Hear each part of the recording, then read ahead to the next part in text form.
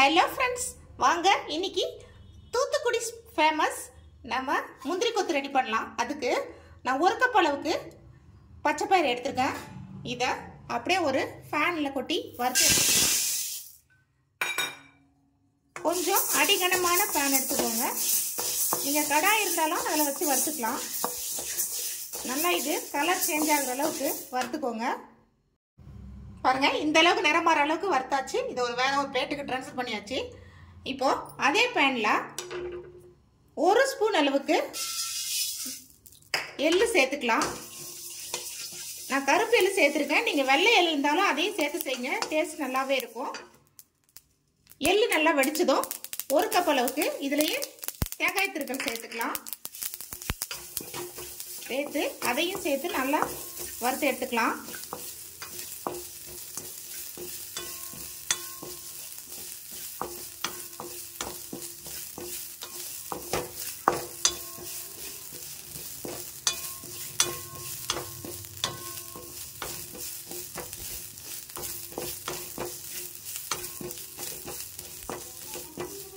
அவ்வளோதான் ஃப்ரெண்ட்ஸ், நல்லா வறுபட்டுடுச்சு. இது ஒரு பக்கம் நல்லா ஆறிட்டு இருக்கட்டும். ஆறின பிறகு நம்ம ஜாரில் சேர்த்து அரைச்சி எடுத்துக்கலாம். பாசிப்பருப்பு ஆறிக்கிட்டு இருக்குது. இப்போ நான் எந்த கப்பில் பாசிப்பயிறு எடுத்தனோ அதே கப்பில் அரை கப் அளவுக்கு வெல்லம் எடுத்துருக்கேன். இதை அப்படியே கரைச்சி எடுத்துக்கலாம்.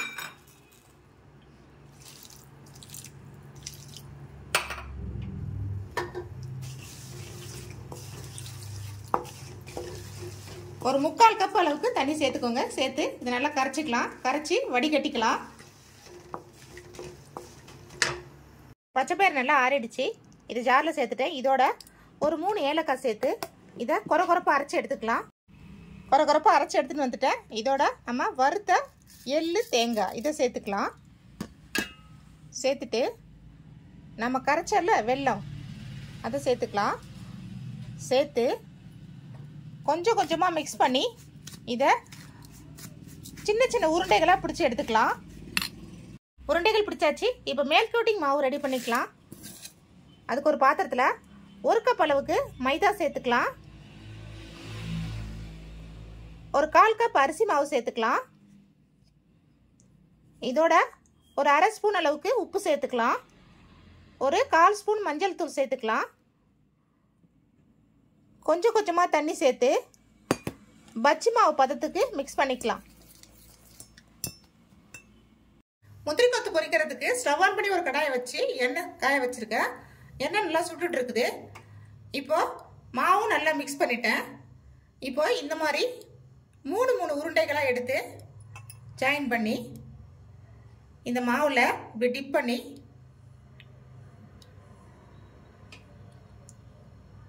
அப்படியே இதை எண்ணெயில் சேர்த்துக்கலாம்.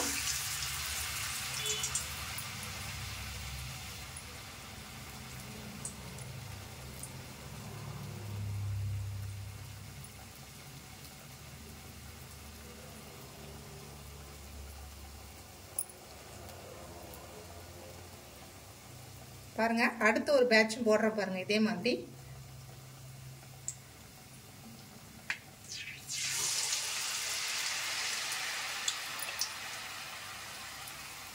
நல்லா வேகட்டோன்னு எடுத்துக்கலாம். பாருங்க, வெந்துருச்சு. எடுத்துக்கலாம். சூப்பராக தயாராகிடுச்சு. இதே மாதிரி மற்றதையும் பொரிச்சிட்டு நான் உங்களுக்கு சர்வ் பண்ணிட்டு காமிக்கிறேன். பாருங்க ஃப்ரெண்ட்ஸ், நம்ம தூத்துக்குடி ஸ்பெஷல் ரெசிபியான முந்திரி கொத்து சூப்பராக ரெடி ஆயிடுச்சு. மேலே கிறிஸ்பியாகவும் உள்ள சாஃப்டாகவும் அவ்வளோ டேஸ்டாக இருக்குங்க இந்த ரெசிபி. நீங்கள் ஒரு தடவை ட்ரை பண்ணி பாருங்க. இந்த ரெசிபி உங்களுக்கு பிடிச்சிருந்தா லைக் பண்ணுங்க, ஷேர் பண்ணுங்க. அப்படியே மறக்காம நம்ம சேனலை சப்ஸ்கிரைப் பண்ணிக்கோங்க.